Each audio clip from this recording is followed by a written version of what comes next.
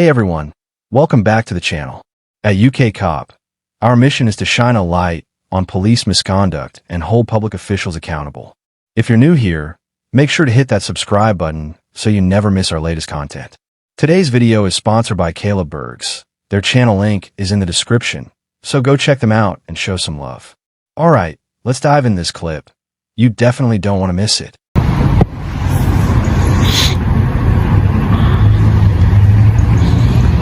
I'll pick it back up. There you are. Huh?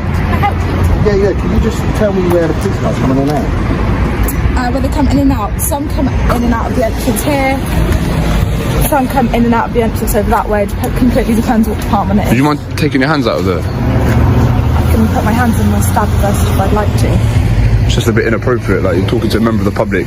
It almost seems as if your hands are on your... No. Okay, can we help you? No, I've asked if I can help you. That was all. No, can we just wander around, have an escorted tour? No, absolutely not. Why not? Because this is a private scene. Right. Okay. There's even signs here saying no unauthorised access, so unless you've got authority to come onto the site, then you can wait outside and watch the police cars if that's what you're here to do.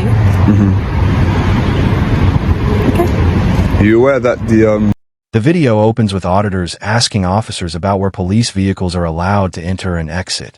What begins as a straightforward question quickly escalates into a clash over tone and authority. One officer spots an auditor with his hands tucked away and immediately calls it inappropriate for someone addressing the public. The mood shifts instantly, from routine questioning to suspicion. The auditors try to explain themselves, but the officers remain unconvinced, pointing out the clearly posted, no unauthorized access signs. What was meant to be a brief exchange instead sets the stage for tension, a subtle power struggle between civilians testing boundaries and police standing their ground. It's an uneasy start, and neither side shows any sign of backing down. the land is actually registered on the other side of the road? Not too sure of that at all, where the land registry is, because I don't work in land registry. No, neither do I, but it's public information, so technically we can't trespass. I haven't researched that information, unfortunately, but... You know it's illegal not to have a title plan. There's no title plan here. It's illegal to do that. Right. So the HQ is actually registered on the other side of the road, so we can't be trespassing. Does that make sense? Well, as you can see, it's no unauthorised access, so you're not going to come onto site. And if we do? If you do, you'll be removed and escorted off the site. Who's going to do that? It's private land. Private, taxpayer pays for it. Trespass, it'll be a civil matter. Is there anything else I can help you with? Yeah, we want an escorted tour. Now, if you want to come in, I mean, you're going to have to speak to, well, it's about getting authority for the access point, so unless you've got kind of reason why you need to come in, we can't just give out tours with. The auditors dive straight into technicalities, insisting that a land registry shows the HQ on the opposite side of the road. Their argument: they can't be trespassing if the land is incorrectly registered. They even claim that missing title plans make it illegal for the site to enforce restricted access. The officers don't engage with this legal jargon. They stick to policy. This is private land, and access has been revoked. Both sides talk past each other. The auditors armed with documents, the officers relying on authority. What stands out is the officers' calm, unwavering demeanor, even as the auditors grow increasingly sharp and confrontational. This exchange illustrates a common tactic in these audits, leaning on obscure legal loopholes to challenge rules. But the more they argue, the harder both sides dig in, and the situation grinds to a stalemate. Why not? Because that's just not policy. It's not what we do. It's a private land with confidential information. Okay. Okay. Can you identify, please? Pardon? Would you identify yourself? Yeah. My name is PC8193 of Devon Cornwall Police. What's your name? I don't have to give out my name. You don't? No. Okay. I've given you my shoulder number. Okay. Happy? Absolutely, as long as you are. Yeah. Cool. Been happy.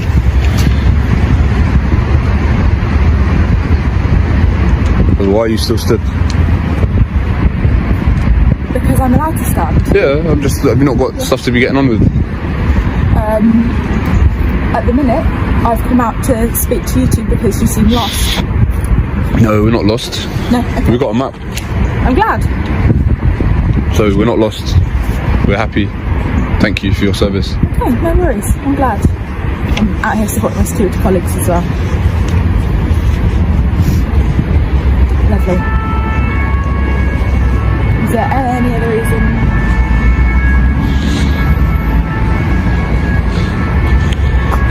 The auditors change tactics, demanding the officers identify themselves. One officer complies immediately, giving his badge number and station details without hesitation. But when asked for their own names, the auditors flatly refuse, insisting they don't have to. This one-sided demand adds another layer of tension, highlighting that fairness doesn't seem to apply both ways. The officer tries to de-escalate, explaining he only approached because they appeared lost. The auditors dismiss him, claiming they have maps and know exactly what they're doing. What could have been a brief moment of clarity instead turns into another round of verbal sparring. The push and pull over names becomes symbolic of a larger standoff, both sides rigidly standing on principle, and it's less about names now than about control.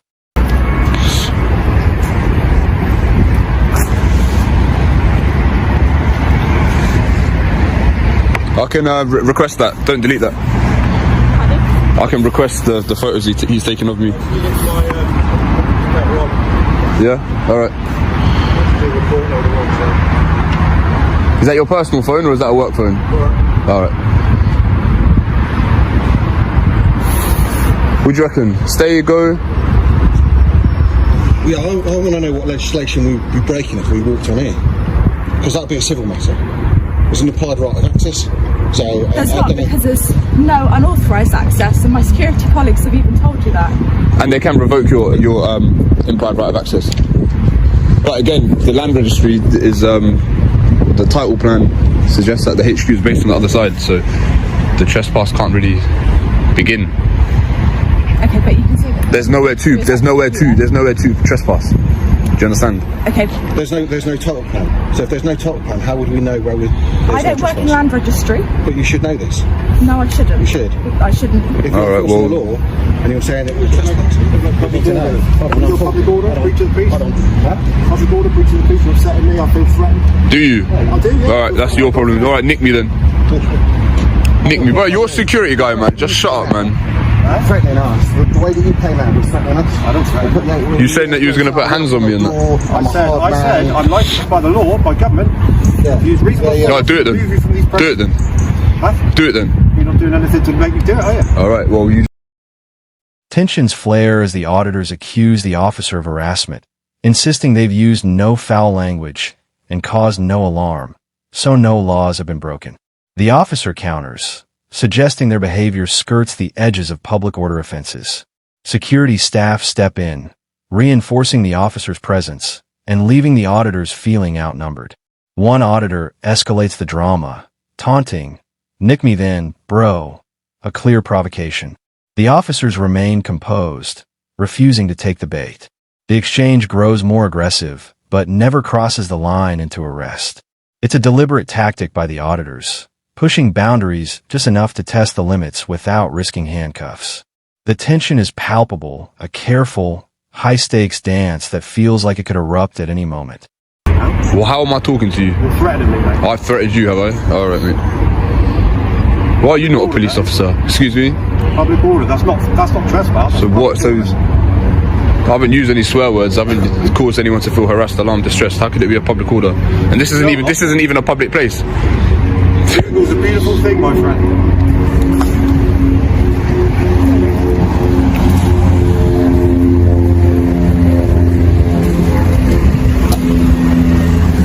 Do you guys have names?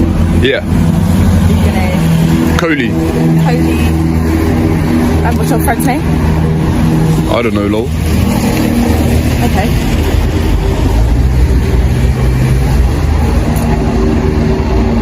Do you know about Do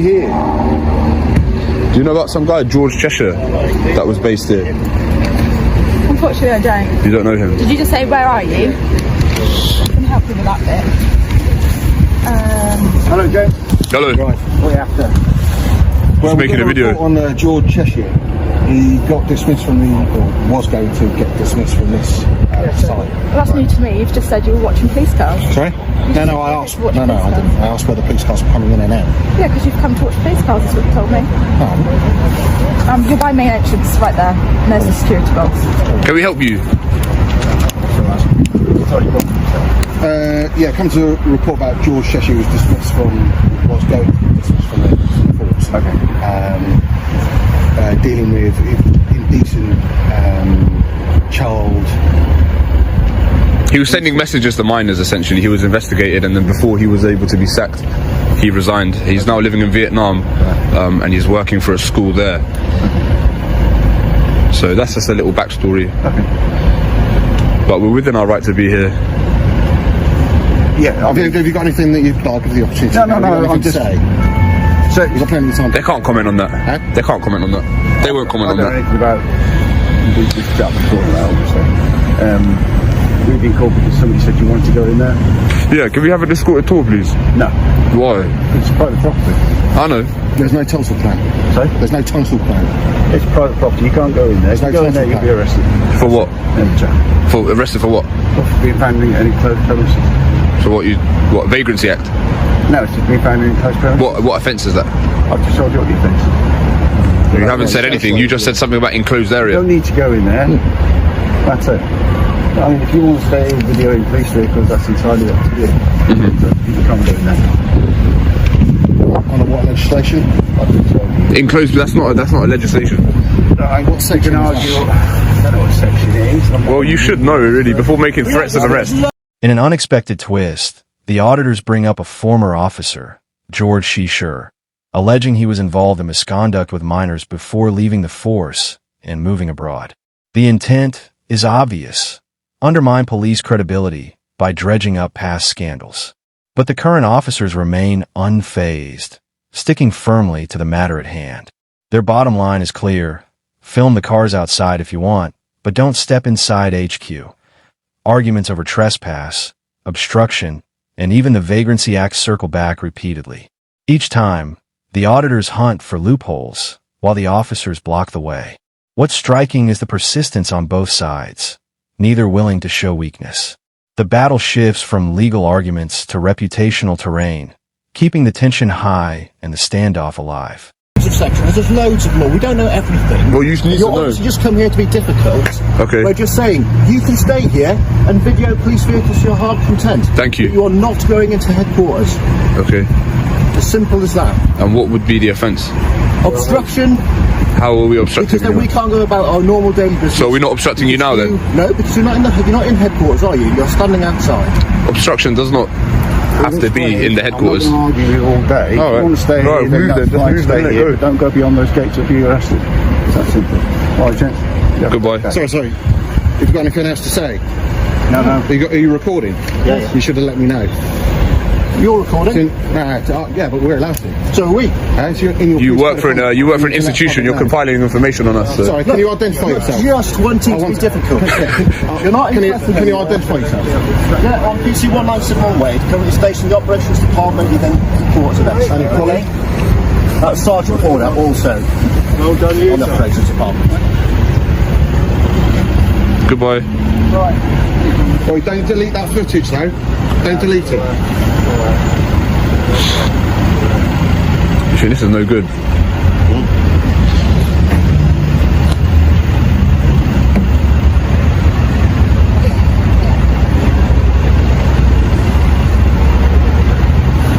I'll pick it back up. What legislation it is?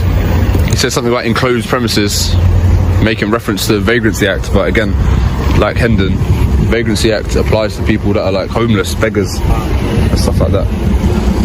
So that's a non-starter.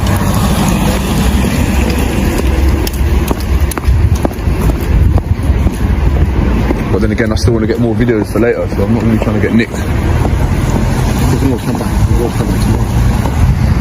Yeah, where's close to here? Next one's, I don't know, 15 minutes. Yeah? Should we go there? Yeah, we'll do it. Go on then. Alright, we're leaving. Cheers, man. Goodbye. You too. So yeah, just gonna wrap that one up.